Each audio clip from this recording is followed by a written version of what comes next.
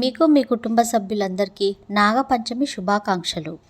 శ్లోకం: నమస్తే దేవదేవేశ, నమస్తే ధరణీధర, నమస్తే సర్వనాగేంద్ర ఆదిశేష నమోస్తుతే. భావం: ఓ దేవతలకే దేవుడైన వాడా, నీకు నమస్కారం. ఓ ధరణిని ధరించిన వాడా, నీకు నమస్కారం. సర్వనాగులకు అధిపతివైన నాగేంద్ర, నీకు నమస్కారం.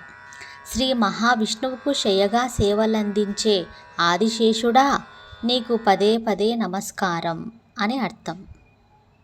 ఉపయోగం: ఈ శ్లోకంలో నాగదేవతలను భక్తితో స్మరిస్తూ ముఖ్యంగా ఆదిశేషుని స్తుతిస్తారు. సనాతన ధర్మంలో ఆదిశేషుడు ఎంతో పవిత్రమైన దైవ స్వరూపంగా భావించబడతాడు. శ్రీ మహావిష్ణువు ఆదిశేషునిపై శయనిస్తాడని పురాణాలు చెబుతున్నాయి.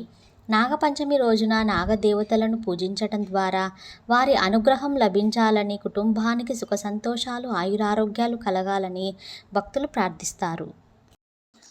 ఇలాంటి మరిన్ని వీడియోల కోసం నా ఛానల్ని లైక్ చేయండి, షేర్ చేయండి, సబ్స్క్రైబ్ చేయండి, ఫాలో చేయండి. Thank you.